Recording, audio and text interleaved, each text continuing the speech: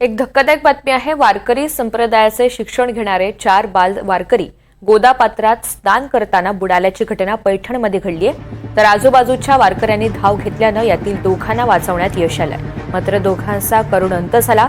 यामधील एकाचा मृतदेह सापडलेला असून दुसऱ्याचा शोध सुरू आहे। रात्री उशिरापर्यंत अग्निशमन दलाकडून दुसऱ्या मुलाचा शोध सुरू होता। या सगळ्या संदर्भात अधिकची माहिती देण्यासाठी मोहसिन शेख आपल्यासोबत आहेत। मोहसिन, अत्यंत दुर्दैवी ही घटना आहे। सध्या नाथ षष्ठी हा उत्सव सुरू आहे। राज्यातील प्रमुख यात्रांपैकी एक ही यात्रा समजली जाते आणि त्यामुळे सध्या पैठणमध्ये वारकरी समाजांची मोठ्या प्रमाणात गर्दी आहे। वारकरी येत आहेत, दिंडे येत आहेत। अशाच वारकरी संप्रदायाचे शिक्षण घेणारे काही मुलं देखील या ठिकाणी होते आणि पात्रात स्नान करण्यासाठी गेल्यानंतर यात 4 जे आहेत तर मुलं बुडाल्याची माहिती मिळते। त्यातील दोघांना जे आहे तर वारकऱ्यांनी धाव घेऊन त्यांना वाचवण्यात यश आलेलं आहे। मात्र दोघांचा करुण अंत झाल्याची माहिती जी आहे तर मिळत आहे।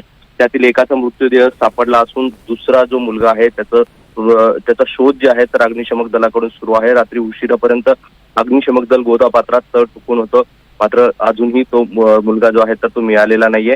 मात्र त्याचा शोध सुरू आहे। या घटनेने मात्र या सगळ्या परिसरात हळहळ व्यक्त केली जाते। एकीकडे हा षष्ठी सारखा उत्सव सुरू असताना दुसरीकडे ही दुर्दैवी घटना समोर आलेली आहे। निश्चित, धन्यवाद सविस्तर माहितीसाठी। तर वारकरी संप्रदायाचे शिक्षण घेणारे 4 बाल वारकरी हे गोदापात्रात स्नान करण्यासाठी गेलेले होते। मात्र त्याचवेळी ही दुर्घटना घडली। आजूबाजूच्या वारकऱ्यांनी त्यांना वाचवण्याचा प्रयत्न केला, मात्र त्यामध्ये दोघांना वाचवण्यात यश आलं। दोघांचा करुण अंत झालेला आहे। यातील एकाचा मृतदेह सापडलाय तर दुसऱ्याचा शोध अजूनही सुरूच आहे। रात्री उशिरापर्यंत अग्निशमन दलाकडून दुसऱ्या मुलाचा शोध सुरू होता।